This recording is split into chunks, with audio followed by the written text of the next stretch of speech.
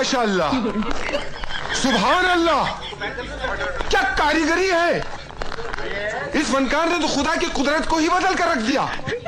इस कारीगर को हम 5 लाख नहीं 50 लाख देंगे। और मेरे प्यारे दोस्तों, क्या हालचाल, सब मजे में? और अगर नहीं भी हैं तो कोई बात नहीं, इस वीडियो को देखकर हो जाएंगे, क्योंकि आज की इस वीडियो में हम आपको कारीगरों और कुछ बेवकूफ़ों के ऐसे बेवकूफ़ी भरे कारनामे दिखाएंगे जिनको देखकर आपका भी हंसते हंसते पेट दर्द हो जाएगा। लेकिन बॉस, इसके लिए आपको वीडियो को पूरा अंत तक देखना होगा, क्योंकि लास्ट में तो और भी ज़्यादा मज़ा आएगा। तो चलिए फिर बिना टाइम वेस्ट किए शुरू करें हम आज की इस मज़ेदार वीडियो को। दोस्तों, अभी के टाइम पर लगभग सभी लोग अपने घरों में सीट टॉयलेट ही बनवा रहे हैं। अब यही बात सोचकर ये भाई साहब भी सीट टॉयलेट ले आए, लेकिन इन्होंने जिस मिस्त्री से टॉयलेट बनवाया वो कुछ ज्यादा ही दिमागदार निकला और उसने ऐसा टॉयलेट बना दिया। अब इस टॉयलेट को देखकर तो मकान मालिक पर खून सवार है, लेकिन मिस्त्री फरार है। दोस्तों, लॉकडाउन के टाइम पर स्कूलों की ऑनलाइन पढ़ाई चल रही थी। अब इसी पढ़ाई के चलते एक पिता ने अपने बच्चों से पूछा कि बेटा, आज तुमने ऑनलाइन क्लास में क्या सीखा? तो इस पर बच्चों ने अपने पापा के सामने उनके आज के ज्ञान को इस तरह से बताया कि भाई साहब, मेरी तो अभी तक हंसी नहीं रुकी। और दूसरे वाले बच्चे ने तो बिल्कुल कमाल ही कर दिया।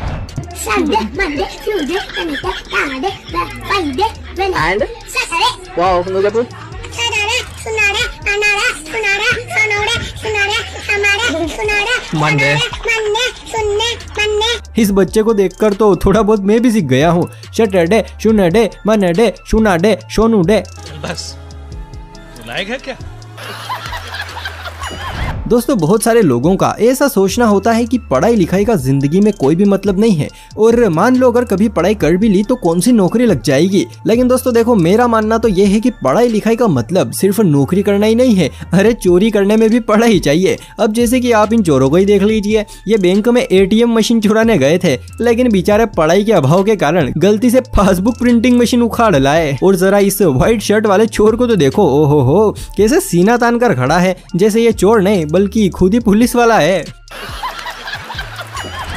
और दोस्तों, यही नहीं, ऐसा ही हमारे पास एक और उदाहरण है। अब जरा आप इन दोनों नमूनों को देखिए। 100 रुपए की नोट की बजाय इन्होंने 250 का जाली नोट छाप दिया। सच में अगर इस दृश्य को मोदी जी देख लेना तो भाई साहब वो भी सिर्फ एक ही बात कहेंगे, भाइयों बहनों, यह देश बदल रहा है। दोस्तों, हमारे भारत देश में जनसंख्या की काफी ज्यादा वृद्धि हो गई है, और ये खास करके लॉकडाउन में हुई। अब इसी बढ़ती हुई जनसंख्या को रोकने के लिए सरकार कई तरह के नियम बना रही है, जिसमें से एक नियम ये भी है कि एक आदमी को 2 से ज्यादा बच्चे पैदा नहीं करने चाहिए। अब इसी बात को लोगों तक पहुंचाने के लिए सरकार कई तरह की कोशिशें कर रही है, जिसमें से एक कोशिश ये भी है कि 2 बच्चे हैं मीठी खीर, कि 2 बच्चे हैं मीठी खीर, भैया बाकी सब बवासीर। सच में दोस्तों, जिसने भी ये स्लोगन बनाया है ना, उसको मेरा दंडवत प्रणाम है। दोस्तों, भारत की आधी से भी ज्यादा सड़कें ऐसी हैं जिन पर गड्ढे पड़े हुए हैं, लेकिन फिर भी नगर निगम उन पर तनिक भी ध्यान नहीं देता। अब इसी चीज से परेशान होकर इन लोगों ने एक दिमाग लगाया और जहां जहां भी गड्ढे थे वहां पर पेड़ लगाने शुरू कर दिए। भाई, अब तो सड़कों पर भी फल लगेंगे, लेकिन मेरे ख्याल से इन फलों पर भी सरकार का ही राज होगा। अगर वीडियो देखकर थोड़ा सा भी मजा आ रहा हो तो भैया साथ में लाइक भी करते रहना। चलिए दोस्तों, ये सब तो चलता रहेगा, लेकिन मैं आपसे एक बहुत ही सरल या फिर आप इसे कठिन समझे, जो भी है वो सवाल पूछना चाहता हूँ। आप इस इमेज को बड़े ही ध्यान से देखिए और कमेंट में मुझे बताइए कि आखिर इस इमेज में मिस्टेक क्या है। अगर आपने मिस्टेक जो बता दी ना, तो भाई समझो मेरी नज़र में आप दुनिया के सबसे दिमागदार आदमी हो। तो जल्दी से मिस्टेक ढूंढकर कमेंट में बताइए। दोस्तों, एक और सरकार अपने स्वच्छ भारत मिशन के तहत लोगों के घरों में शौचालय बनवा रही हैं, और दूसरी ओर ये महान लोग शौचालय का ऐसे इस्तेमाल कर रहे हैं। भाई, अब शौचालय में दुकान कौन लगाता है? हमारे यहाँ ऐसा ही होता है। दोस्तों, RCC रोड अक्सर बनाने के कुछ ही सालों बाद बीच में से फट जाते हैं। खैर, अब तो ऐसा नहीं होता है, क्योंकि ठेकेदार सड़कों के बीच में कट लगाने लगे हैं, लेकिन पहले अक्सर ऐसा ही होता था। जैसे कि अब आप इस सड़क को ही देख लीजिए, यहाँ पर यह सड़क फट गई थी, तो फिर क्या, किसी तेजस्वी पुरुष ने आकर इसको टेप से चिपका दिया। वाह भाई, मानना पड़ेगा, क्या दिमाग लगाया है। अब तो ये सड़क भी अमर हो गई। दोस्तों आपको पता हो तो सड़कों के दाएं बाएं और बीच में सफेद कलर की पट्टियां बनाई जाती हैं ताकि रात को वाहन चलाते हुए लोगों को अपनी सही साइड का पता चल जाए। लेकिन दोस्तों जरा आप इस सड़क को देखिए, भाई सड़क पर पट्टी बनाने वाले मजदूर के पास इतना सा भी टाइम नहीं था कि वो इस डाली को हटा दे। लेकिन चलो कोई ना, इसी बहाने सड़क पर डिजाइन तो बनी। ये बड़ी अच्छी बात कही आप। दोस्तों हम इंसानों में तो देखो सभी के परिवार होते हैं कि ये हमारा परिवार है और ये आपका परिवार है। लेकिन दोस्तों क्या आपने कभी गांव और शहरों का परिवार देखा है? नहीं देखा? चलिए कोई बात नहीं, हम दिखाते हैं। गांव का नाम है बाप, फिर दूसरा गांव है जिसका नाम है बीवी, फिर साली, फिर सहेली और फिर जेठानी और देवरानी। सच में अगर दादा दादी और पोता पोती जो मिल गए ना तो भैया पूरी फैमिली कंप्लीट हो जाएगी। दोस्तों कुछ लड़कियों में अब तक टिकटॉक का भूत सवार है और उन्हें जब भी मौका मिलता है वो अपना टैलेंट दिखाना शुरू कर देती हैं। अब जैसे कि यहाँ पर ये मोहतरमा अपना एक डांस का वीडियो शूट कर रही थी, लेकिन भाई डांस करते करते इनके साथ कुछ ऐसा कांड हो गया कि भाई साहब मैडम तो बस अपना पिछवाड़ा ही मलती रह गई।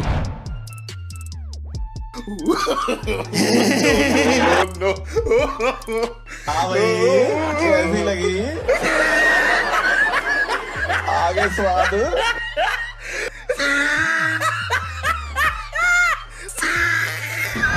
दोस्तों जिंदगी में ऐसे बहुत सारे काम होते हैं जो कि हमें दूसरों से छुपा कर करने पड़ते हैं, जैसे कि टॉयलेट। ये जिंदगी का एक ऐसा दूसरा काम है जो हमें लोगों से छुपा कर करना पड़ता है। और हाँ, मैंने दूसरा बोला, पहला नहीं बोला।